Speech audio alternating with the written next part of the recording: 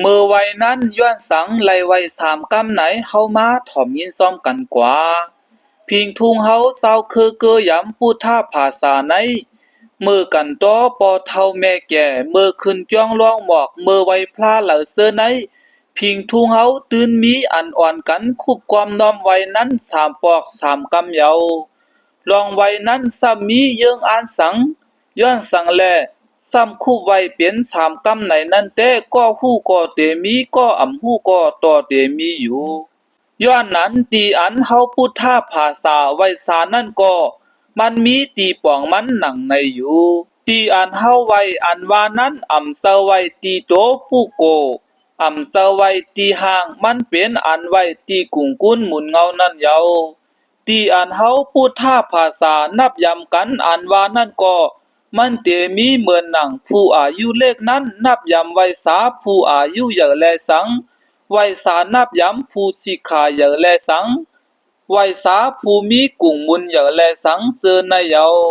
เมื่อไว้นั้นย้อนสังซ้ำคู่ไว้3 ปอก3 กำลาอันว่านั่นเตอันคู่ไว้3 กำนั้นปองว่าเยียงสู้พระเป็นเสาขากำหนึ่งเยียงสู้ตะลากำหนึ่งเยียงสู้สังขากำหนึ่งในแลเยียงสู้อันเป็นรัตนา3 เสานั้น1 เสา1 กำแลสั่งว่าคู่ไว้3 กำในนั้นเยาย้อนเปือว่าพระเป็นเสาในเป็นพุทธากูนออันนั้นตอ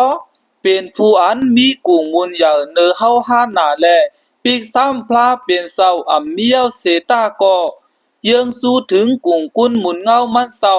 อันมีเนอเฮาหาเซอนั่นเสแลสั่งว่าคู่ไว้พระเป็นเสา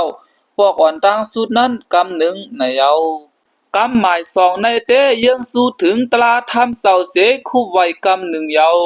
ตลาทำเสาในก็ย้อนเปือเป็นธรรมากุนออันนั้นตออันมีกุ่งมุนเยอะเนอเฮาหาเปิงหนึ่งหนังเก่าเยากำหมาย3ในเตเยืองสู้สังขาเสาเสคู่ไว้กำหนึ่งเยาสังขาเสาในก็เข้าเป็นสังฆากุนออันนั้นตอเสเป็นเสามีกุ่งมุนเยอะเนอเฮาหาเปิงหนึ่งหนังเก่าเยาเพราะว่าสังขารในตื่นเข้าป่าสมมุติสังขารและอริยสังขารตั้งเสียงเยากุ่งกุนหมุนเงารัตนา3 เสาเตเข้าเป็นกุนออันนั้นตออำมีตีเตือกนั้นเยารัตนา3 เสาในสลานะในก็ว่าเยาสลานะในปวงว่าเป็นตีปึงเกอหลีอันจัดอันหมานมันในเยาผู้อันเกอหลีนับย้ำรัตนา3 เสาเสหับเอาสลานะกุ่งนั้นห้องว่าผู้อันหับเอาสลานะกุ่งเสเข้าเป็นพุทธภาษาก้อนหนึ่งในเยา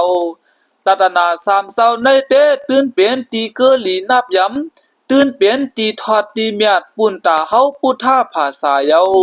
ย้อนนั้นสั่งว่าวันกันคู่ไว้3 ปอก3 กำหนังในเยา